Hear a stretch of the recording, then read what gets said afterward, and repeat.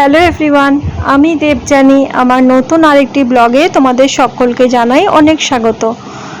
আর সকালবেলা উঠে ফুল তুলে নিচ্ছি, মহালয়ার দিন। আর এখন তো শিউলি ফুলের মরশুম। আমাদের গাছের শিউলি গাছটা 12 মাসেই ফুল ফোটে, কিন্তু এই শরৎকালে বেশি করে ফুল ফোটে। আর অনেক ডাল তো গাছের ছেঁটে ফেলা হয়েছে, না হলে না পুরো উঠোনময় ভর্তি হয়ে থাকে এই শিউলি ফুলে। মানে পা ফেলতেও মায়া লাগে, এই এতটাই পরিমাণে ফুল ফোটে। তো এখন যেহেতু গাছের ডাল ছেটে ছোট করে রাখা আছে, তো অল্প অল্পই ফুল ফোটে, যাতে বাড়ি উঠোন নোংরা না হয়। আর অল্প এত ফুল ফোটে, সব ফুল দিয়ে তো আর পুজো দেওয়া যায় না, কিছু ফুল তুলে পুজো দিই। আর বেশিরভাগটাই অন্যান্য গাছের ডালের মধ্যে যে ফুলগুলো থাকে সেগুলো তুলেই পুজো দিই। মেঝেতে যে পড়ে থাকে, মাটিতে পড়ে থাকে, সেগুলো অতটা পুজো দেওয়া হয় না। তো শিউলি ফুল তো মাটিতেই পড়ে। আর এখন দেখো সকালে টিফিন করে নিয়েছি, চা খাওয়া গেছে, কিছু জামা কাপড় কাচা হয়েছিল সেগুলো এখন ভাঁজ করে নিচ্ছি। আর সাথে একটু গান চালিয়েছি, গান চালিয়ে শুনতে শুনতে কাজগুলো করছি। আর না হলে না আমি কোনো কাজ করতে পারি না। ঘরে আমার কোনো না কোনো পুরোনো দিনের গান হোক, নতুন 90s গান হোক, গান হবে। আর গানের সাথে সাথেই আমি কাজ করতে পারি। আগে যখন রেডিও শুনতাম, রেডিওটা এখন নষ্ট হয়ে গেছে, তো রেডিও শুনতে শুনতেও কাজ করতাম। রেডিও টিভি সব আমার এই ফোন আসার পরে, ফোন ইউটিউব আসার পরে ওগুলো ইউজ না করে করেই আরোই নষ্ট হয়ে গেছে। তো যাই হোক, নতুন নাইটিগুলোকেও কেচেছিলাম মানে ধুয়ে নিয়ে কাঁচা ধোয়াই হয়ে গেছিলো। ওগুলোও এখন ভাঁজ করে নিলাম, এই পুজো কটা দিন ঘরে পরবো। আর দুর্গাপুজোর সময় তো কলকাতায় থাকি, তখন ওখানেও পড়ি। মানে কলকাতাতেও তো সকাল দিনের বেলাটা তো ঘরেই থাকা হয়, কিন্তু কি হয়, মায়েদের ওখানে মানে বাবার বাড়িতে সব মেয়েরাই বাবার বাড়ি যায়। তো যাই হোক, তো এবছরটা তো আমার একটু অন্যরকমই হবে। আবার যারা বাবার বাড়ি থেকে অনেক দূরে থাকে, হয়তো আসাও যায় না, সেটাও একটা ব্যাপার হয় তাদের। মানে সেটাও না ভীষণ একটা মিস করছি এখন আমি। মানে এত বছরে এই বছরটা খুবই বলা যায় মিস করছি, যে এই সময়টা আমিও কলকাতাতে থাকি। তো যাই হোক, তো তখনও এই নাইটি তো ঘরেই পড়তে হয় আমার, যখন কলকাতাতেও থাকি। আর মায়ের ওখানে থাকলে কি হয়, মাঠে মানে মায়েদের কোয়ার্টারে মাঠে পুজো হয়, নিচে যদি নাও যায় ঢাকের আওয়াজেই মানে তখনই একটা পুজো একটা আনন্দটা ওখানেই হয়ে যায়। বেরোতে তো হয় প্রতিদিনই মানে ঠাকুর দেখতে যাই, পা ফুলে ফুলে একদম ঢোল হয়ে যায়। মানে এখান থেকে কলকাতায় যাই যখন, 3 ঘন্টা মতো জার্নি করে, পা ফুলে ঢোল। তারপর প্রতিদিন ঠাকুর দেখে দেখে তারপরে আবার যখন কলকাতা থেকে ফিরে আসি, তখনও পা ফুলে ঢোল। আর লক্ষ্মী পুজো পর্যন্ত বলা যায় আমার পায়ের অবস্থা খুব খারাপ থাকে। আর এবছরটা অনেকটা বলা যায় রেস্টেই থাকবো, পা ফুলে আর ঢোল হবে না। একদিন কি দুদিন হয়তো বেরোবো। তো আজকে রান্নাবান্না সেভাবে চাপ নেই, আলু ভাজা করছি। আর আগের দিন রাতে ভাত রয়েছে, তো সেইটা দিয়ে পান্তা ভাত মতো করে, মানে জল ঢালা ভাতই বলা যায়, পান্তা ঠিক না, রাতের তো গরম ভাত। সকালে জল দিয়ে নিয়েছি, তো আমার হাজব্যান্ডকে বললাম খেয়ে নেবে পান্তা ভাত, বললে হ্যাঁ খেয়ে নেবো। তাই জন্য এখন আলু ভেজে নিচ্ছি। আর আজকে মহালয়ার দিন, সন্ধ্যাবেলা আজকে দিদিদের বাড়িতে যাবো। দিদিদের বাড়িতে দিদি ওরা অনেক করে বলছিল, যাওয়া হচ্ছিল না।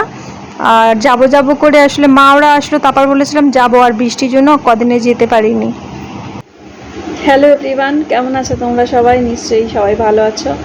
আমিও চলছে, মোটামুটি আছি। এখন একটু রেডি হয়ে বসে আছি, একটু বেরোবো বলতে যাবো আজকে দিদিদের বাড়িতে। আজকে এদিকে লাইটটা জ্বালাইনি, ওই জন্য একটু অন্ধকার অন্ধকার লাগছে।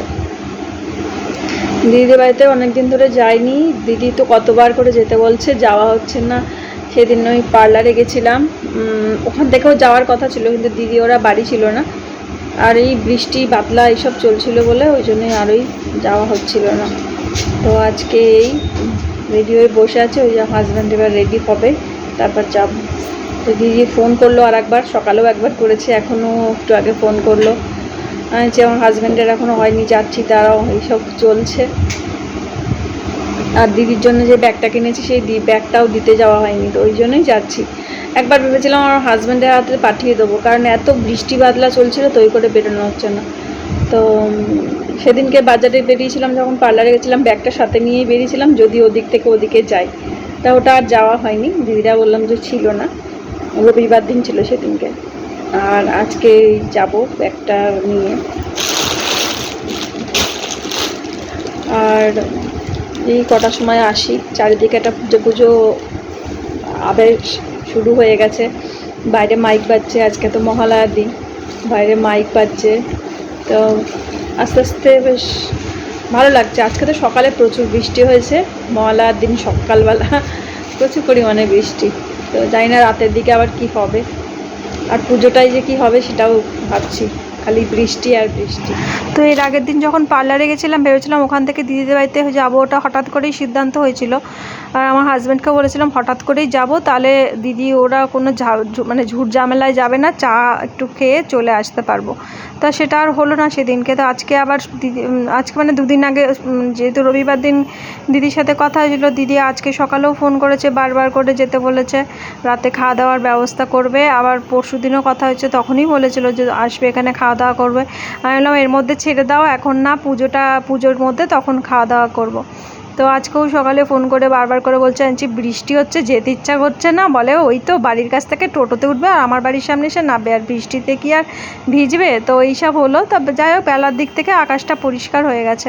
তো এখন এই দিদিদের বাড়িতে যাচ্ছি, আর এই যে মলটার এখানটা দেখছি যে পুজোর সময় সব কেনাকাটার ভিড় থাকে, তো সেগুলোও দেখছি, সব লোকজন রয়েছে। তারপর তো গিয়েছিলাম দিদিদের বাড়িতে, গল্প আড্ডা দিলাম, আর দিদি একটু ফ্রাইড রাইস করেছিল, চিকেন করেছিল, খাওয়া দাওয়া করেছি। দিদিকে বললাম কবে আসবে পুজোর মধ্যে, তা দিদি ওরা বললো যে ষষ্ঠীর দিনকে আসবে। ষষ্ঠীর দিন তো তোমরা নিরামিষ খাবে।